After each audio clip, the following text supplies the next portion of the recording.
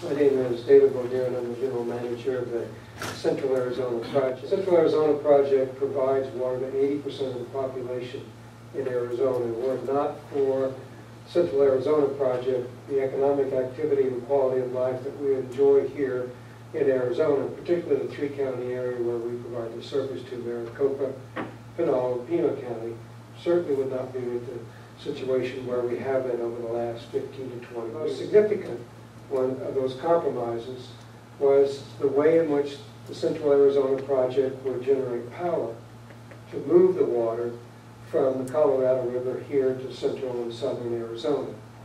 As you may know, it's about 336 miles for the beginning of the Central Arizona Project to its terminus south of Tucson. Along that way, of 336 miles, we go uphill almost 3,000 feet. Water is heavy and it takes a lot of energy. What is essential to the construction of the Central Arizona Project was a consistent, low-cost power source. Construction of the Navajo Generating Station, which is a coal-fired electrical generating station near Page, Arizona, and it accomplished a number of things besides providing the base power for the Central Arizona Project. It allowed the Navajo and the Hopi tribes to generate an economy that was non-existent on their nations, and today it provides almost 90% of all of the revenue to operate the governmental services on the Hopi tribe, and almost $130 million in revenue to the Navajo tribe, and is a single major source of employment for both of those nations. It was constructed, it's provided a great deal of low-cost power for all of us to move water. We also sell some of the additional power that's generated that we don't use on an annual basis, and that pays back a substantial portion of the debt that the state of Arizona owes to the federal government for the construction of the Central Arizona Project. In August of 2009, the Environmental Protection Agency issued an advance notice of proposed rulemaking.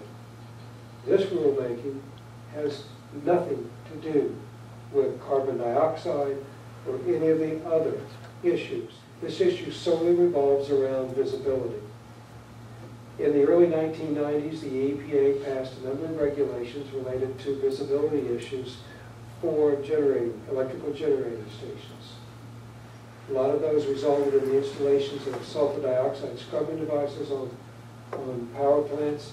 That was done in the mid-1990s.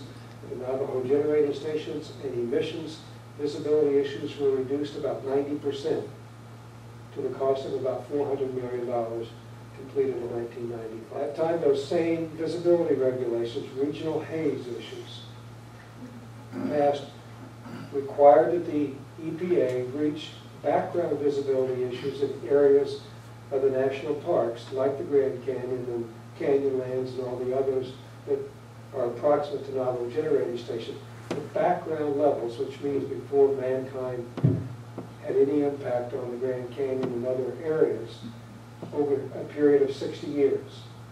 The ruling issued in, or the proposed ruling issued in August of last year, was a ruling to try to take that 60-year glide path and narrow it down over the next 5 to 10 years.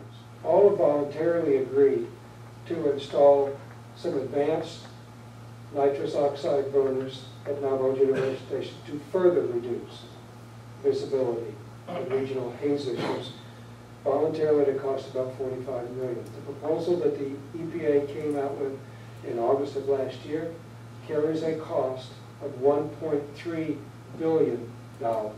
Level of invisibility improvement between the $45 million installation that's going on today compared to the $1.3 billion installation is not visible to the human eye. Improvements being made today are what we call about 0.4 deciviews. 1 deciview is what the human eye can detect in improvement. What's being done today improves it by 0.4. The $1.3 billion installation would improve it by 0.7 deciviews. Under either case, the human eye cannot detect the difference. On all of us, you, your citizens here in Carefree, and in the service area of Central Arizona project is with just the installation of the devices that the EPA proposes, you will see a 20 to 25% increase in your water rates.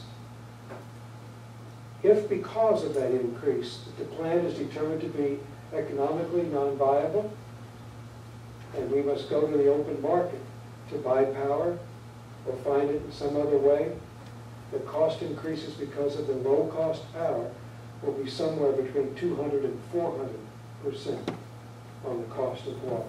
It will drive agriculture out of business and will not be able to use CAP water because the cost will far exceed the production cost of crops. The final ruling for public comment probably sometime early next year. They will open another public comment period at that time in which we would hope that all of our municipalities, our government agencies, and our congressional delegations will weigh in again on behalf of the state of Arizona on this issue.